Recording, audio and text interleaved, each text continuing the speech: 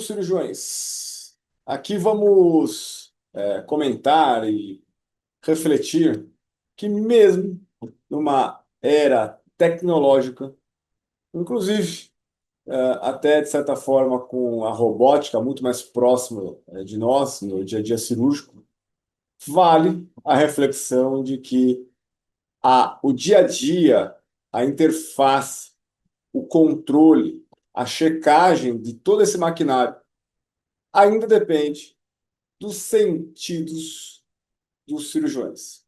Em tese, os cinco sentidos naturais, chamemos assim, da nossa espécie. Mas acrescentamos durante a discussão até um sexto sentido, que podemos chamar de intuição.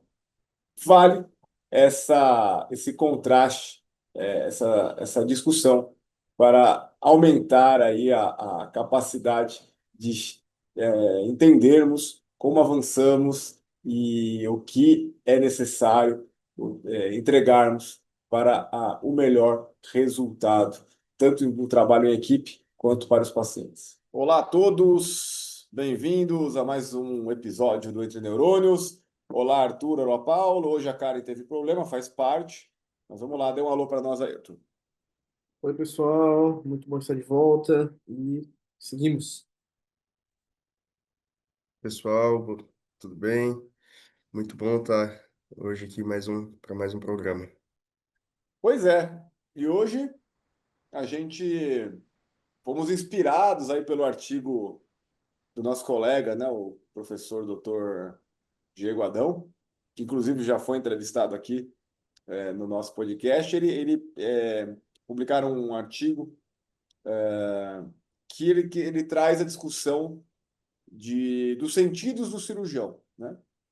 Então, apesar, né, de toda essa condição atual do século XXI, robótica, inteligência artificial, o, o ambiente cirúrgico, né? Vamos focar um pouquinho mais na cirurgia, mas isso pode ser expandido para outras situações do hospital. Ele ainda acaba sendo governado pelos sentidos humanos. No caso de quem comanda a cirurgia, do cirurgião. E isso acaba lembrando que dá para nós a importância desses sensores naturais nossos, como a visão, a audição, o próprio tato, o olfato, a linguagem, né, a comunicação, são todos atributos humanos que precisam estar alinhados, precisam estar treinados para no ambiente de prática, nessa situação com a cirurgia, eles possam estar ordenados não só para supervisionar, controlar e atuar, né? Coordenar, agir, movimentar e reagir, né? Identificar as situações. E em cima dessa situação que eu acabei de escrever, podemos falar que tem até um paradoxo em cima disso. Porque quanto mais tecnologia, mais automação, né? Com mais facilitação para nós aqui no dia a dia, ainda assim a gente precisa da percepção, da presença humana orquestrando, né? Maestrando, supervisionando, seja lá o ponto de vista de cada um de vocês, por trás dessa maquinaria toda, para que aconteça com segurança ou aconteça da forma que seja necessário, porque às vezes o plano inicial é aqui, mas acontece em algumas situações que precisa fazer uma modificação de rota, por exemplo, numa cirurgia, e quem vai realizar, identificar isso é a percepção do cirurgião, né? E então, em cima dessa temática, a gente abre aqui e vamos falar então a primeira, talvez a mais, não vou falar mais importante, mas a que a gente mais usa, tem uma área cerebral dedicada só a ela, que é o lobo occipital, que é a visão, né? E aí, quando a gente vai falar de visão, a gente tem que lembrar que as cores, por exemplo, no próprio trânsito, porque a luz de trás, a lanterna dos carros são vermelha, porque não ofusca a gente, né? É uma luz que não cansa você ficar olhando para ela, né? Mas, ao mesmo tempo, a luz pode chamar atenção. Então, no hospital, por exemplo, a maioria das luzes, ou as roupas, tende a ter azul e verde. Isso também isso é proposital, não é ao acaso. porque outras cores poderiam estar nos cansando. E deixa um vermelho para destacar, para piscar, para deixar chamar atenção com algum problema, né? E a gente tem um pareamento aqui, na verdade a medicina tem um pareamento, muita coisa, mas com a aviação, né? E dentro do cockpit do piloto também tem esse regramento de cor, tem estudos por trás de tudo isso, né? Que vai ajudando aí não só a facilitar o olho do cirurgião ou do piloto acompanhar dados, como também não cansá-lo, né? É, tem vários exemplos disso, né, Arthur? Isso, não só a questão de como os painéis nos aviões são projetados, né, se a gente for pensar, hoje em dia temos telas muito avançadas, né, mas muitos aviões modernos seguem um padrão RGB, basicamente, vermelho, azul, verde, e basicamente seguindo hierarquia, né? E se a gente for trazer isso para o campo cirúrgico, em parte ocorre também, né? Ainda bem que o sangue é vermelho, a gente consegue ver bem ele na maioria das vezes, né? A gente até comentou no programa passado sobre o brilho que os cirurgiões às vezes têm quando vem sangue, né? Que é uma coisa que a gente pode debater. Fica para aquele programa lá, esse debate sobre esse brilho. Mas a visão é muito importante. Eu, pegando a questão dos cockpits visuais, né? Eu acho engraçado que alguns centros cirúrgicos adotam uma padronagem de cores. Por exemplo, principalmente eu já tive a experiência de ir num certo centro obstétrico uma vez, e ele era todo verde e um tom específico de verde, né? E se a gente for puxar, pegando como referência, os soviéticos faziam isso com os aviões deles. O cockpit era todo verde, com um tom específico de verde, se não me engano é verde mineral, algo desse tipo, que é para acalmar o piloto e focar ele nos instrumentos. Então, o céu é azul, o painel é verde, os instrumentos são em outras cores, são pretos, são vermelhos, mas o ambiente verde, em teoria, acalma e deixa ele mais focado. Eu achei isso muito interessante. Eu tenho certeza que talvez essa não foi a ideia quando fizeram o centro cirúrgico. Não sei se o pessoal exatamente pensou nisso, mas se tiver pensado, foi muito interessante e é uma sacada legal, né? Se a gente for ver que a maioria dos centros cirúrgicos ou são totalmente brancos ou são azuis, né? E o branco é ruim porque ofusca muito. A gente já tem, eu particularmente, quando acompanho cirurgias, acho, pelo menos para minha visão, o foco às vezes agride um pouco. Isso é um ponto que a gente podia conversar também, né? Sobre essa questão de, a longo prazo, se isso é saudável ou não. E até o uso de Você alguns estava métodos. falando do verde, desculpa te cortar, porque também tem umas relações de estudos, porque lembra muito a mata, né? Natureza, né? Floresta, e isso acalma a gente. Eu também acho que, não sei se falei com a gente aqui em alguma gravação, tem um hospital que eu trabalhava em São Paulo, que a UTI ficava subterrânea, então não tinha janela, já é um problema, não tem luz do sol e tal. Aí a solução que eles colocaram foi uma televisão, tinha uma televisão que ficava como se fosse um quadro assim de natureza, passando uma árvore, coisa de natureza, e tinha um outro que eles botaram uma câmera que dava na cabeceira sul do aeroporto de Congonhas. Então você ficava vendo o aeroporto funcionar, né, ao vivo. Foi uma maneira de tentar acalmar e melhorar o ambiente, que era um ambiente como se fosse um bunker, né, praticamente. Então deixava essa sensação de aprisionamento, né, de isolamento. E é o que você falou, né? Então o verde tem essa relação, né? E facilitar o azul externo, verde interno e painel em outras cores, né? Vermelho, preto e tal. Então segue a linha aí. Isso, eu perdi um pouco a linha. Isso. E pensando nesse contexto, né? Eu tava falando da questão do foco, né? Pelo menos para mim, eu acho que às vezes agride um pouco. Eu não sei o senhor, se o senhor nota, às vezes. Sabe quem que tem um problema? Tem um colega aqui, o doutor Zé Roberto, que quando ele vai operar, ele tem que tomar cuidado, que você bota a compressa em volta do campo, reflete a luz, aquela luz, e aí atrapalha a visão dele, Ofusca ofusca ele. ele. Exatamente. E Caramba. então a gente costuma, às vezes, botar um campinho verde ali, né? Depende de que o verde ou azul para poder bloquear esse reflexo, para facilitar aí. Mas acontece, depende do que você coloca lá, vai ter essa situação de atrapalhar, né, pela força da iluminação, né? E Isso, e assim, pode falar, pô. não, é só para complementar, né, que muitas vezes, principalmente na neuro, muitas vezes utiliza-se o microscópio cirúrgico, né, que ele tem um foco próprio, uma fonte de luz própria, e que às vezes você acaba passando horas ali olhando naquilo e realmente pode acabar causando algum desconforto, né? Depende muito de pessoa para pessoa, mas tem essa adendo, né? Eu acho que o doutor pode falar com mais propriedade, mas nas vezes que eu já pude usar um microscópio, eu me senti mais confortável nele do que a olho nu, dependendo da situação, quando tem muito campo em volta mesmo. Eu não sei se tem Assim, algum tipo de proteção. pode ser também porque às vezes, muitas vezes o microscópio é utilizado no ambiente escuro, né? É, tem Apaga-se as luzes para poder utilizar É, só a a luz gente, do microscópio. exatamente. E também você tem um dimerizador da fonte de luz. Às vezes você não trabalha no 100% dela. Você acaba trabalhando ela com menor porcentagem até para não ter esse efeito, né? Aí depende se tiver com foco muito profundo, aí você acaba aumentando, né? Mas dá para dar essa regularização e também você tem o controle externo, né? Você só concentra a luz ali dentro do campo. Acaba e facilitando.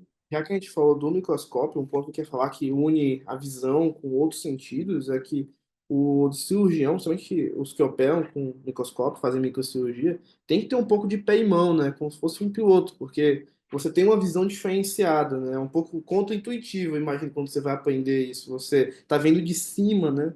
E você faz os movimentos embaixo. E pelo menos eu acho que é algo que você demora um pouco para pegar o jeito e raciocinar de forma diferente, né? Porque a visão é diferente do que normalmente você veria.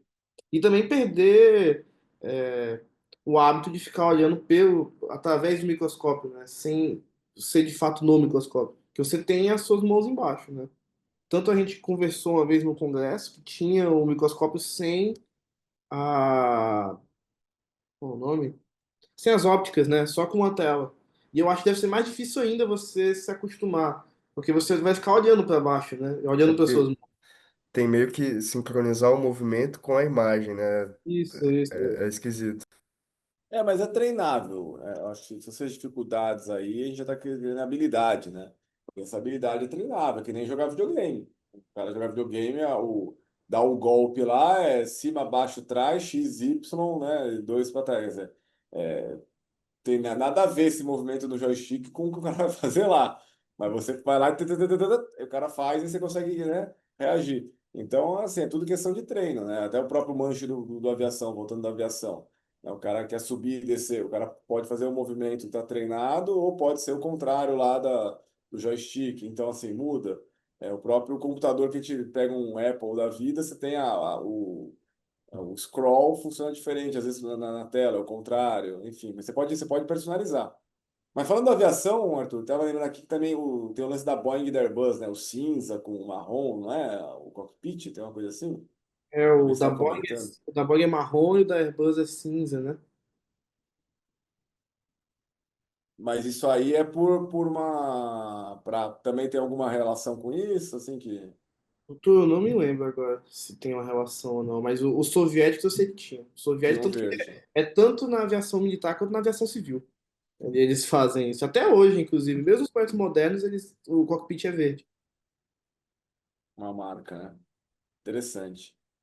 Bom, aí a gente segue para outro sentido, que é a audição, né? Bom, eu já vou de primeira aqui, como cirurgião, eu sempre brigo lá que eu uso o monopolar e o bipolar, que é o cauterizador, eu tenho que ter o cotejamento, vamos falar assim, auditivo. Tem que ter som, o aparelho. Porque tem cirurgião que opera ele sem som, né? Então, toda vez que eu coagulo, eu tenho que ouvir o barulho do coagulador funcionando. Porque eu conecto as coisas, né? Então, tô coagulando, tô ouvindo e tô vendo coagular, né? Eu tô sentindo, tô apertando o botão, tô vendo coagular e tô ouvindo. E se alguma coisa estiver falhando, a maneira de eu acompanhar é checar. Tô vendo, tá coagulando? Não tá. Então, tem barulho? Não tem. Então, peraí. Então, é a máquina que está parando de funcionar. Não tem barulho, mas não está coagulando. Então, é a ponteira, né? Então, assim, ó, até uma maneira rápida, em menos de segundos, eu identificar o que está acontecendo. O anestesista, né? Tem os barulhinhos do monitor, né? Então, o barulho ali né, o pip, pip da UTI lá. Então, aquilo lá, quando vai alterando, né, um alarme, é a maneira de chamar a atenção, né, para todos. E, e essa dinâmica como é importante, né? Esse entrosamento, essa atenção, que às vezes fica até automático, você só verifica que está faltando quando para, né? Porque você chega lá, ouve tudo, reconhece e vai seguindo o fio da meada lá, né? No caso aí da parte auditiva. E, inclusive traz uma questão, né? Tem gente que não gosta de operar com música. E aí, será que a música ajuda ou atrapalha? Fica um distrator, né, da atenção. É algo que tem que ser pensado, né? Ah, É, eu, por exemplo, até falo, até para estudar, eu gosto de operar, às vezes, com música, né? Por exemplo, vai estudar com música. A recomendação é que seja uma música ou instrumental ou com uma letra que você não entende você não é fluente na língua. Porque se você estiver entendendo a música, ouvindo, e entendendo, aí pode atrapalhar o estudo, né? Para operar, eu acho que assim, depende dos momentos da cirurgia. Então, no momento inicial, tal, pode até ser uma música, né, tranquila ali, te ajuda. Agora, no momento tenso, pode atrapalhar. Mas tem gente que mesmo no momento tenso gosta de uma musiquinha de fundo ali, um instrumental, tal. Então vai variar. Mas eu acho que em momentos muito os principais momentos da cirurgia, que são delicados, mas talvez até a tensão máxima seja o recomendado, né? Não tem nenhum distrator, até para não atrapalhar, né? Fala, Paulo. sim, e como o senhor comentou, né? Tem alguns eventos sonoros, né? Os monitores, o próprio bipolar, monopolar, que às vezes a música pode acabar mascarando, né? Atrapalhando até identificar. Às vezes o paciente entra, não sei, vamos supor, uma hipovolemia, vai com a frequência cardíaca lá em cima e a música pode acabar, atrapalhando isso, né? Um exemplo interessante nessa questão da música que a gente vivenciou esses dias foi, acho que numa cirurgia da mastologia, né, Arthur? É, que, assim, a cirurgia, o momento mais tenso, né, era retirar o tumor, fazer a reconstrução e acabava. Mas até a retirada do tumor e ali metade, mais ou menos, um terço da reconstrução das duas mamas, foi o momento mais tenso, né? Mais pesado, mais foco, mais, vamos tirar, vamos programar aqui como é que vai ser a reconstrução e até aí mais sério, né? da, desse um terço em diante da reconstrução, aí passa aquele momento de tensão, aí, beleza, agora coloca uma música aí, colocaram, acho que foi até sertanejo, não sei, e assim, mais tranquilo, aliviou aquela tensão que tava da equipe, né, um momento de menores riscos, vamos dizer assim, então, eu acho interessante essa dinâmica também. Só complementando o Paulo, nessa cirurgia em específica, eu acho que tinha música desde o início, só que você estava com o volume bem mais baixo. Aí quando passou esse ictus principal, esse momento principal da cirurgia, aí aumentaram. Ele tava tocando Forró Boys e Balões da Pisadinha. Durante o procedimento. Mas, Sacanagem, eu escutei só na parte do Isso. sertanejo. Teve só de brincar de gosto musical, na época em São Paulo eu operava com outro neurocirurgião, ele é muito habilidoso, e ele é um cara muito culto. Aí teve uma vez que ele, tô ouvindo música gótica, vamos ouvir. Eu falei, tá bom, ele deixou a musiquinha dele baixinha, tá? Ficou tocando música gótica, cara. Foi uma cirurgia longa, acho que 6 horas. Sei quando terminou, tal, ele saiu a necessidade de falar comigo. Porra, velho. Pelo amor de Deus. Nunca mais foi um negócio desse. Que música é essa, cara? Eu não sabia se estava numa catedral, se era um funeral. Que porra é essa, bicho? Eu nunca vi um negócio desse. Que é um negócio meio dark, assim, até meio fúnebre, né? Tal. Mas assim, eu acho que o que vale aqui pra gente arrematar. A audição é importante, né? E a gente tem que estar em controle. Ah, até a cirurgia como avião, fazendo analogia com o avião, né? Você tem os momentos tensos de um procedimento, né? Todo procedimento vai ter sua particularidade. Eu vou lembrar de uma cirurgia, quando eu era residente, que é uma cirurgia que deixa uma atenção, que é a clipagem de aneurisma, né? Então, é como se fosse desarmar uma bomba, né? Então, assim, o acesso, a craniotomia, é bem mais, assim, tranquilo. Então, fica com a musiquinha e tal. Aí, quando vai a dissecar o cérebro para chegar lá, a fazer o primeiro acesso, ainda fica a música, mas deixa mais baixa, ainda vai falar. Vai dissecar o aneurisma, mas já não. Aí já fica realmente tenso, dedicado.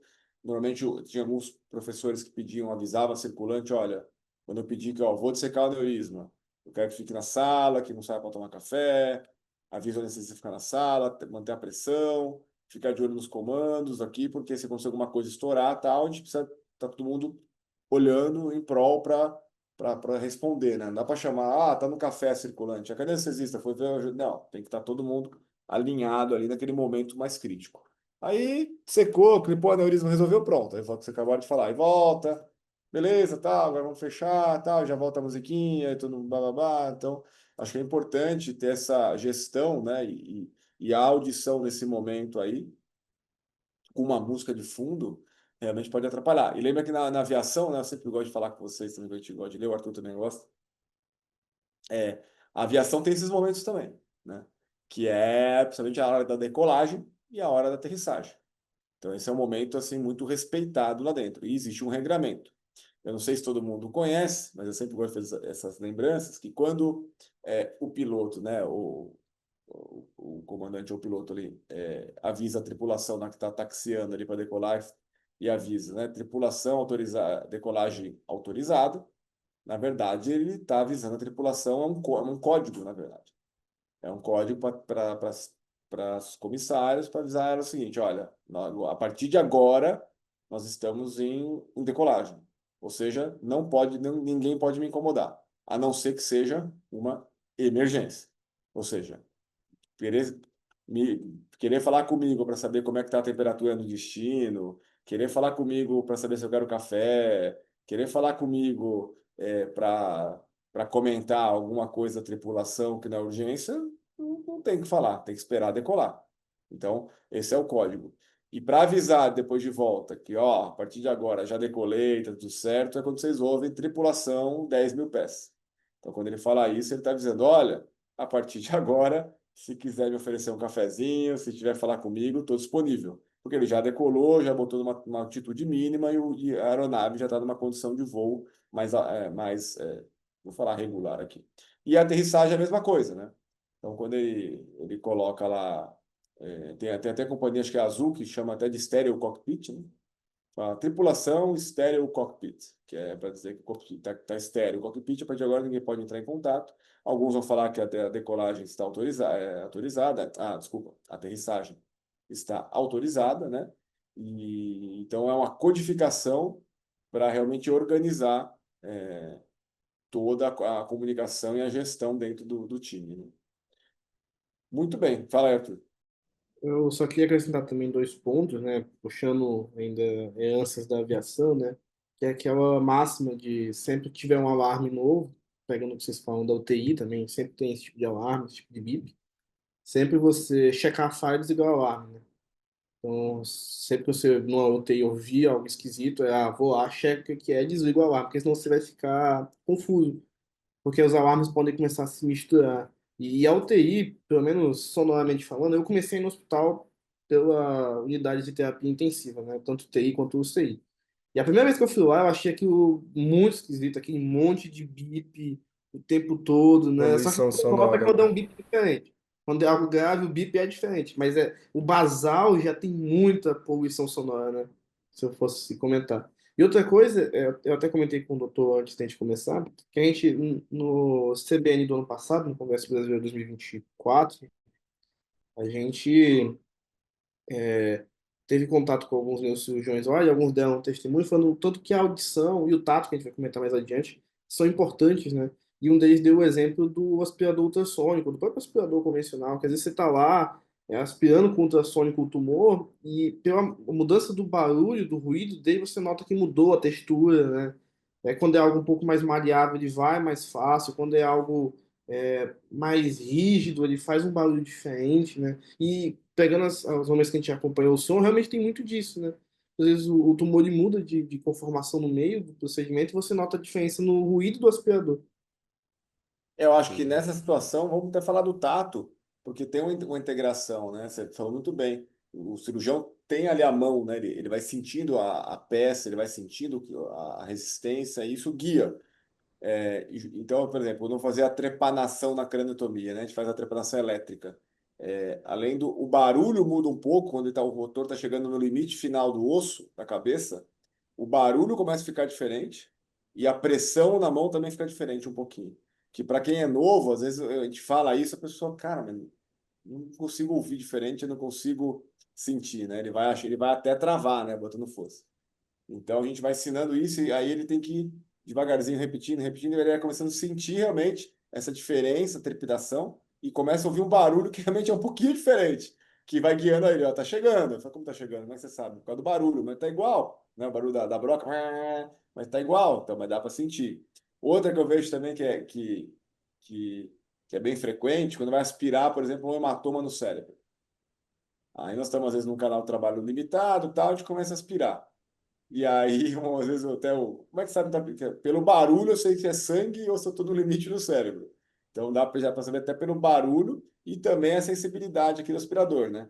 Conforme você está aspirando, você está sentindo a consistência. Então, você A tem ali uma resistência, né? sinestesia, exatamente, entre o aspirador, sentindo ali a vibração, sentindo a resistência, junto com a audição. O aspirador ultrassônico, que é um material que a gente usa aí para poder ressecar alguns tumores. A mesma coisa, você consegue sentir aí o barulho que ele faz e o grau de resistência conforme vai usando. Então, tem essa sinestesia, tem essa conjugação de somatório de sentidos e que acaba sendo adquirido pelo cirurgião que pratica e que fica difícil de passar isso. A gente até fala para o residente, para o aluno, mas é só quando ele faz uma, duas, três que ele vai sentindo, né? E vai pegando. O próprio coleta de líquido que eu ensino vocês. Na hora que você vai entrando com a agulha. Falou, ó, você vai sentir uma resistência agora, vai perder a resistência. E às vezes você vai, pega, mas não sentiu tão bem isso, porque a mão tá dura ainda, né?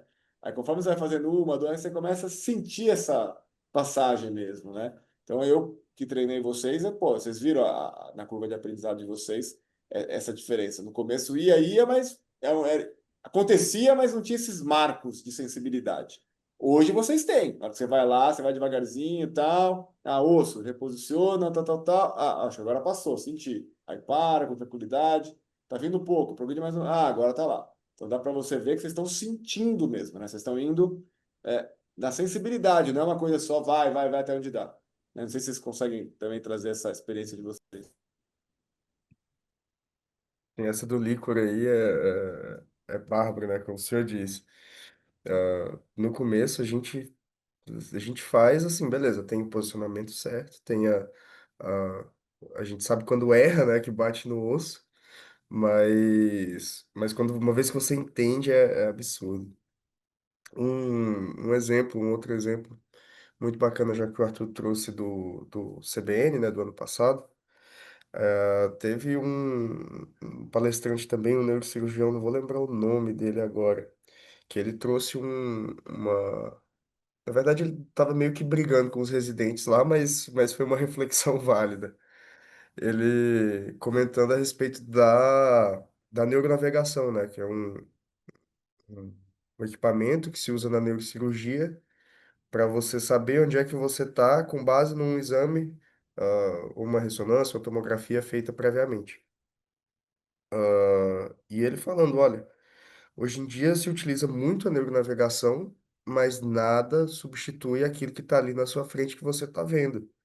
Se você sabe a anatomia, você sabe onde é que você está, você sabe o que que tem que ter ali, você não vai confiar cegamente na máquina e sair, às vezes, por exemplo, se é para fazer a ressecção de um tumor ou alguma coisa, e sair ressecando tudo ali sem antes verificar o que que é e com base naquilo que você sabe, com base na anatomia, né? Achei muito interessante isso.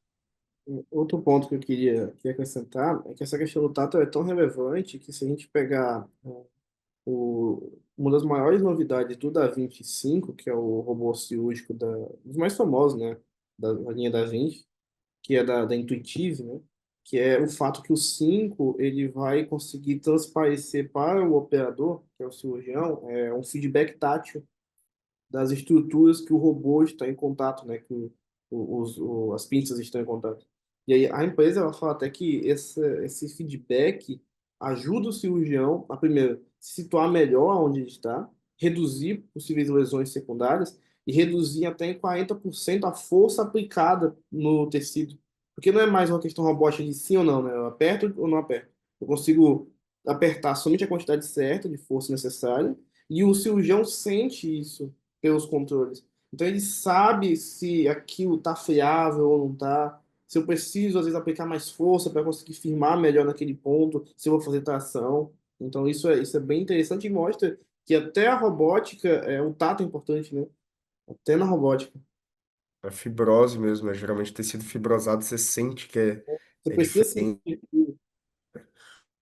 Paciente, esse exemplo que eu dei lá do, da masto, né? Do câncer de mama. Câncer, quando é câncer, você, igual a paciente já tinha ido para quimio e tal, e você precisa delimitar o tumor, tirar, o tato se torna muito importante.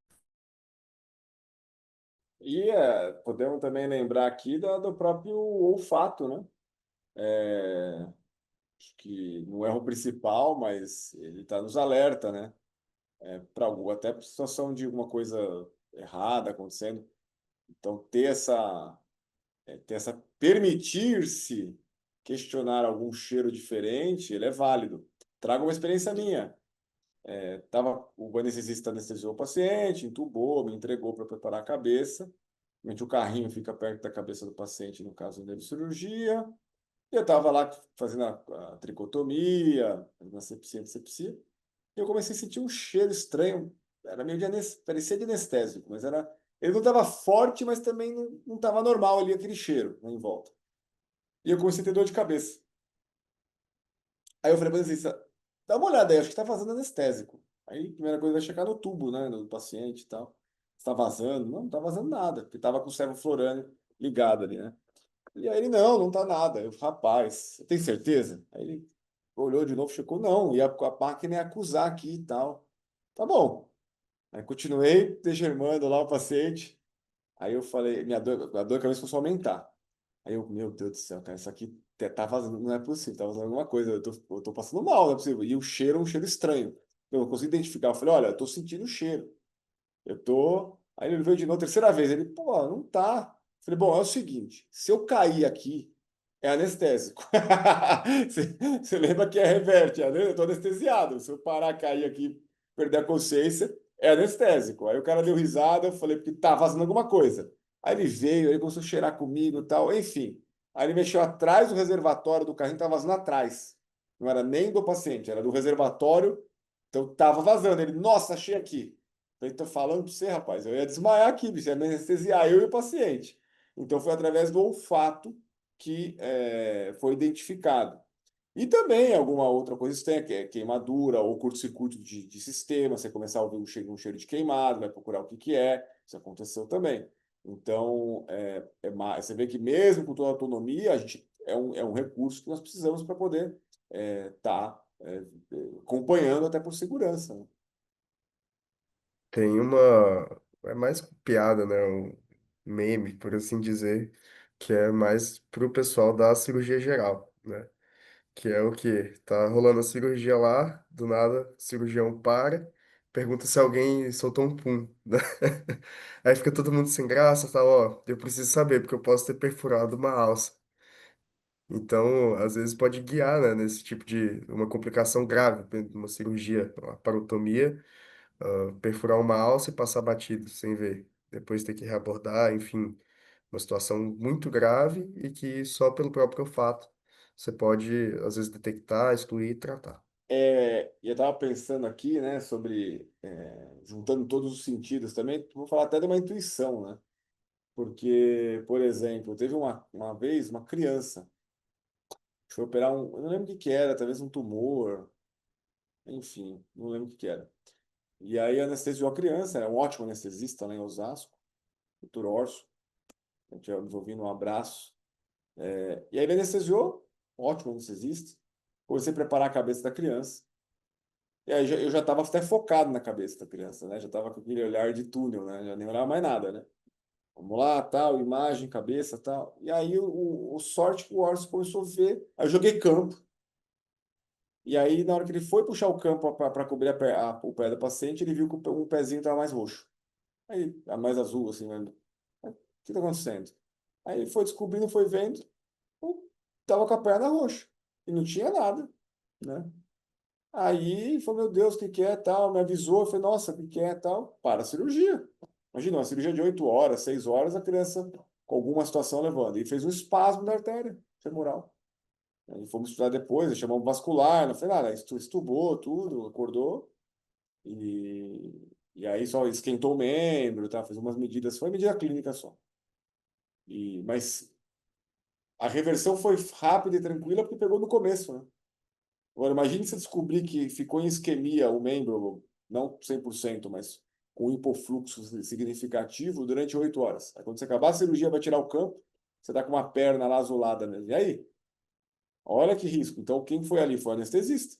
Porque depois, o anestesista também tem que olhar a posição do paciente, ver se tem alguma parte em contato com metal. Então, foi o intuito, foi a visão dele, mais a intuição, né? Que ele viu lá que estava um pouquinho diferente a cor, tá? Deixa eu ver, vamos ver, estava com essa situação. Então, a segurança, até o resultado, realmente ele vai estar atrelado aí a nossos sentidos, né? Mesmo com toda essa autonomia com a máquina, como vocês bem falaram, até com o Da Vinci, com o robô, o quão é importante estar oferecendo no manuseio do robô a sensibilidade para o cirurgião, né?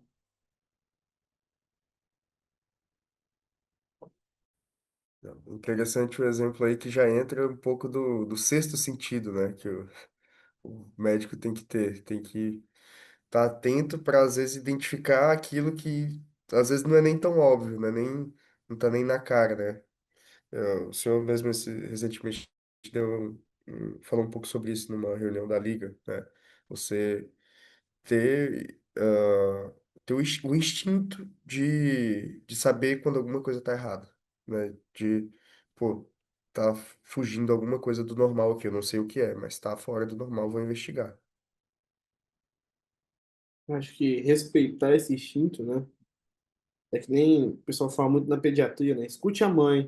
O senhor fala isso, né? Eu também já. Escute a mãe. Se ela fala que tá estranho, ela convive com a criança, então ela não tá se baseando em nada, às vezes, pode dizer que tá esquisito, mas você vai investigar e respeitar esse instinto, né? E o cirurgião também tem isso. E sobre, só voltando ao ponto do olfato, né? Também é uma piada. Parafraseando também um dos meus filmes favoritos, que é Resgate do Soldado Ryan, quando o médico do grupo de soldados lá chama um outro soldado e diz: Ei, cheira essa perna bem aí. Aí ele cheira: E aí, tem cheiro de queijo? Ele falou: Não, ai não, tá, então tá bom. Então tá tudo bem. Mas lembrar que a medicina, nós temos várias descrições gente, patológicas em cima de olfato e gosto, né? Paladar. Eu- Né? Várias nomenclaturas, descrições patológicas, histológicas, elas são calcadas nisso, né? O próprio diabetes mellitus, né? Eu não sei se o nome é dado por isso, é, mas o diagnóstico era feito porque a glicose passava pela urina, né? E o paciente urinava com um teor aumentado de glicose, o médico ia lá e provava, né? Então, Tem outro método, que era o famoso mijar, as formiguinhas vinham atacar o xixi, exato, né? exato. Mas você tem relato E disso também, é verdade. exato. E questão do olfato me lembrou também, de certa forma, felizmente, mas infelizmente, as rodadas na GO, né? Que é, muitas vezes, principalmente ambulatório, enfim, coleta de preventivo, paciente com corrimento, né? Muitas vezes você faz o diagnóstico diferencial pelo cheiro, pelo olfato. Se tem cheiro, se não tem, se tem, qual que é, como que é. Tem cheiro de peixe, tem cheiro de outra coisa, entendeu? e isso, os nossos preceptores frisam bastante isso. Principalmente até quando vai colher preventivo e tal, tem que sempre dar atenção ao odor.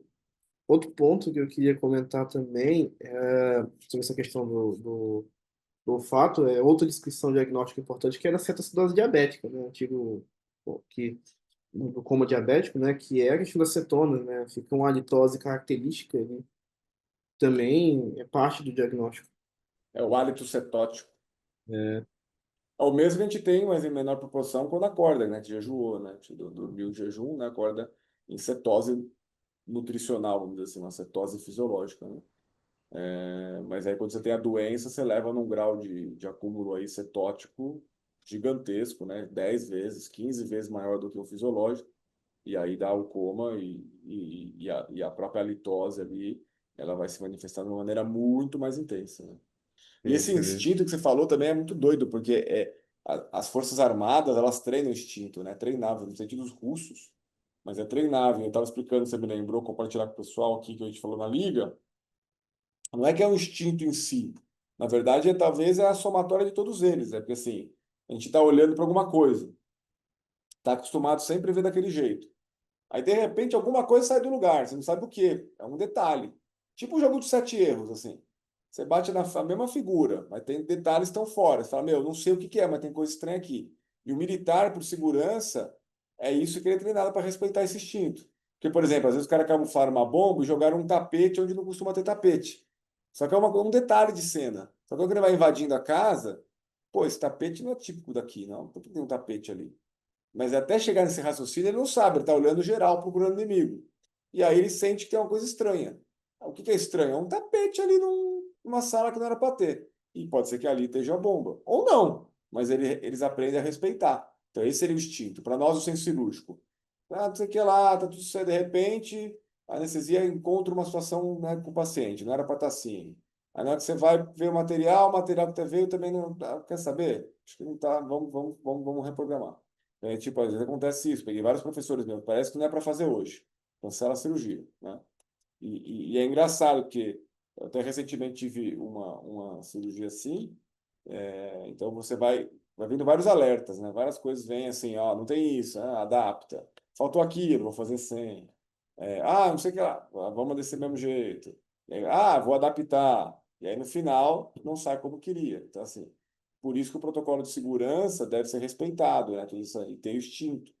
Inclusive, vale lembrar aqui que, por exemplo, hoje a chance, né, graças a Deus, o transporte é muito seguro, a aviação, mas tem a teoria de Reason, né, que é a teoria do queijo suíço, que hoje, para um avião cair, uma aeronave, é a mesma chance que pegar uma agulha de crochê, pegar um queijo suíço, com o olho fechado, eu cravar, e na hora que eu abrir o queijo, eu verificar que ela só passou por buracos aleatórios do queijo. Ela não pegou queijo. Então, esse alinhamento de buracos é muito difícil ter todos alinhados para que a agulha consiga trespassar sem pegar queijo. Então, tem que ter uma somatória de facilidades, de alinhamentos para facilitar o acontecimento e para que aconteça o evento pior. Por isso que você tem Somatória várias de. linhas de barreira de segurança, né? Então, você tem, por exemplo, para nós centro cirúrgico, o paciente só pode sair da enfermaria com o exame e com o membro marcado e consentimento assinado. Quem checa isso? A enfermeira da enfermaria, né? Que se ela já identifica que não tem, ela nem deixa ir para o centro cirúrgico. Aí é a primeira linha de segurança. Segunda linha, segunda barreira, a enfermeira do centro cirúrgico vai receber. Ela vai olhar e vai fazer a contraprova. Cadê o consentimento? Cadê o exame? É o paciente identificado? Está marcado o membro que vai operar? Não está? Ela nem põe para dentro do centro cirúrgico por segurança. Pode voltar para a enfermaria. Corrija lá, não é? Corrija aqui. Aí vamos ver se está tudo certo. Aí ele vai para a recepção pré-anestésica. A anestesista vai conversar, vai perguntar se está tudo certo, os exames, a segunda de sala também. Vai checar material se está em sala. Qualquer coisa errada aqui, já volta, já suspende a cirurgia, nem avança. Aí vai para o centro cirúrgico, confirma o paciente, exame, então assim. Tem todo um checklist e depois um check-out cirúrgico. Tudo isso para quê? São barreiras de segurança. Para que, eventualmente, quando uma falhe, a segunda pega a falha da anterior e já para por ali, bloqueia, né? Você fala alguma coisa? Acho que é do Paulo. Não, só para falando que a ideia é evitar eventos adversos, né? Erros por eventos adversos. Então, você filtrar Que realmente, né? ocorrem, né? Nós fizemos uma gravação aqui que está da ordem de 30% Exato. no hospital, né? Uma gravação de, acho que 2, 3 episódios atrás, que a gente trouxe sobre essa temática, né? Arthur, você queria falar? Não, né? Não, não. Tá. Bom, acho que assim, dada toda essa discussão nossa, fica claro que é importantíssima, né, a tecnologia. Eu lembrei aqui de um artigo que eu li, que como nós, seres humanos, temos dificuldade com o novo, né, com a novidade. Eu acho que no começo do século XX, quando começaram os primeiros monitores de anestesia, os anestesistas foram contra, porque eles falavam que, olha, não, porque o anestesista ficava do lado do paciente anestesiado, e ficava medindo a pressão com o esfígmo, ficava calculando a frequência cardíaca com o pulso, sentindo o pulso, vendo a perfusão, né? Vendo perfusão periférica, auscultando, enfim. E aí começaram a vir os monitores dando autonomia para pressão, né? Alguns dados aí de frequência cardíaca. E aí eles se opuseram, falaram, não, isso vai dificultar, vai separar o médico do paciente. O médico está próximo ao paciente. Então eles foram contra. Então, veja, sempre aquela reação do novo, né? Nossa, de negação, mas depois, como é que você explica que é claro que é superior, né? Não tem como. Então a gente lembra aqui, acho que esse é o propósito do artigo vou chamar de Diegão aqui, que é amigo, né? É, mas não é negando a tecnologia, que nem foi esse exemplo dos anestesistas, mas sim lembrando que por trás dessa tecnologia precisa de humanidade. E uma humanidade com sentidos, né? Apurados, afiados, atentos, para que possa estar sempre em observância ao meio e criar essa conexão, né? Essa transição entre a máquina, a robótica, o monitor e a equipe médica através dos sentidos, não é isso? Eu acho que se fosse acrescentar algum ponto, é só que, apesar dos robôs terem chegado, né, e as IAs estarem avançando, a gente vê que eles também têm necessidades humanas, né, que são esses sentidos. A gente comentou sobre isso. E que o cirurgião, ele é um. A cirurgia, além de um ato científico, né? Porque você tem todo, hoje em dia, com tudo que foi descoberto, todo o conhecimento de anatomia que a gente tem, as técnicas cirúrgicas descritas, ela ainda é arte. Pelo menos parte dela ainda é arte, é um trabalho manual, artístico, ao meu ver. E aí essa questão da necessidade de você ter os sentidos alinhados, o foco naquele momento, aponta cada vez mais, ao meu ver, para isso. Que realmente, apesar da tecnologia, a cirurgia ainda é um ato de arte. E por ser ato de arte, é aquela situação que nunca vai ser plenamente reprodutível como linha de produção, né? Mas a gente treine, adestra o residente, tem uma arte por trás, né? Tanto é que eu gosto de lembrar aquela frase do William Osler, né? Que é o pai da medicina à beira-leito, é o Sir William Osler, que morreu na gripe espanhola de 1914, e ele é o pai, né, do CESP, o Tratado de Medicina Interna, onde ele traz que a medicina é a arte da probabilidade. Por que arte? Porque é algo individual, tem uma interação ali pessoal, não tem como ser igual para todo médico. E arte do quê? De escolher qual que é a melhor probabilidade de tratamento para aquele paciente. Né? A gente lida com probabilidade todo dia com o paciente. Por que eu dou o remédio A e não B? Por que eu opero ou não opero esse paciente? Porque você vai juntar elementos para falar, olha, a chance de ele melhorar hoje está mais em operar. Então, eu vou indicar cirurgia. Não, a chance de ele melhorar hoje está em não operar, observar. Por isso, eu vou contraindicar uma cirurgia. E assim é o dia a dia médico. Então, medicina é a arte da probabilidade e a ciência da incerteza. Então, parece até contraditório quando fala, mas não é. Por quê? Porque a ciência está lá para estudar, ler, né, buscar as dúvidas que estão calcadas na incerteza. Né? Então, a ciência é feita de incerteza, é ela que nós vamos buscar e tentar minimizá-la. Então, através da ciência, vamos diminuindo as incertezas e, por um processo artístico, nós escolhemos a melhor probabilidade. Então, é isso que define a, a medicina, né? A prática médica, aí, parafraseando aí o Sir, Dr. William Osler. E assim eu acho que findamos, né? Por hoje aqui. Muito bom tê-los novamente. Obrigado a todos aí. E tenham um ótimo dia para vocês aí. Abraço. Tchau, tchau. Tchau, pessoal. Tchau, pessoal. Valeu, doutor.